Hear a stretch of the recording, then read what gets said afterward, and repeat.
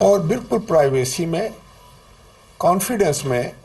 ان سے یہ بات کرے گا کہ کیا آپ نے یہ استعفیٰ خود لکھا ہے، یہ آپ کی ہینڈ رائٹنگ ہے، اور کیا آپ جو ہے آپ پر کوئی دباؤ، کوئی پریشر، کوئی ایسا معاملہ تو نہیں ہے۔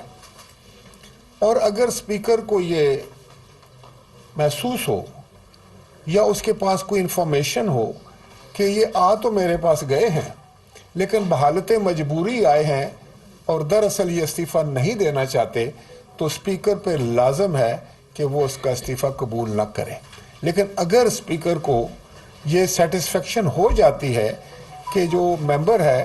وہ ان کے سامنے جو بات کر رہے ہیں وہ حقیقت پر ہے، وہ اور اپنی مرضی سے استعفیٰ دینا چاہتے ہیں، تو ان کا استعفیٰ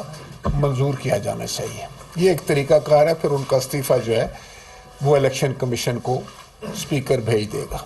اب یہاں آج انہوں نے فرمایا کہ 127 لوگوں نے جو ہے وہ استعفے دیے تھے،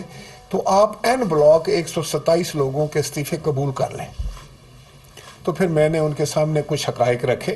میں نے ان کو کہا کہ بہت سارے آپ کے دوست جو تھے جنہوں نے استعفے دیے، ان میں سے کچھ لوگ تو کورٹ میں چلے گئے، اور انہوں نے عدالت میں جا کر کہا کہ یہ استعفے جو ہم سے لکھوائے گئے تھے، اس وقت ساری پارلیمانی پارٹی بیٹھی ہوئی تھی، اور ہمیں یہ تاثر دیا گیا تھا کہ یہ تو ہم حکومت پہ دباؤ کے لیے استعمال کریں گے اور یہ استعفے نہیں ہوں گے، لہٰذا میں نے تو استعفیٰ نہیں دیا۔ کورٹ نے پھر اسلام آباد ہائی کورٹ نے ان ممبرز کو کہا کہ آپ جائیں واپس اسپیکر کے پاس جا کر یہی بات کریں، اور انہوں نے آ کر مجھ سے بھی یہی بات کی جی کہ میں نے تو استعفیٰ نہیں دیا، میرا استعفیٰ منظور نہ کیا جائے۔ اسی طرح کچھ لوگوں نے لیو اپلیکیشن بھیج دی، کچھ لوگ ہاؤس میں آ کر چلے گئے حاضری لگوا کر۔ تو اس سارے سیناریوں میں، ایسی صورتحال میں اسپیکر کو جو فیصلہ کرنا ہے وہ آئین اور قواعد ضوابط کو سامنے رکھ کر کرنا چاہیے تھا۔ یہی بات میں نے اپنے ان دوستوں سے ان سے گزارش کی، جس میں بڑے سینئر لوگ آئے، فارمر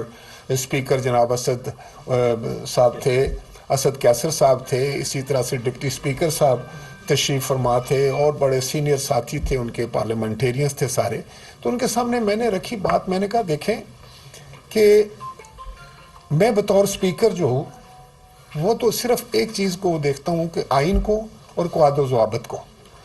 اب پارٹیز کا یا آپ کا کوئی پولیٹیکل سٹانس ہے، پولیٹیکل پوزیشن پارٹیز لیتی رہتی ہیں، آپ نے ایک پولیٹیکل پوزیشن لی ہے،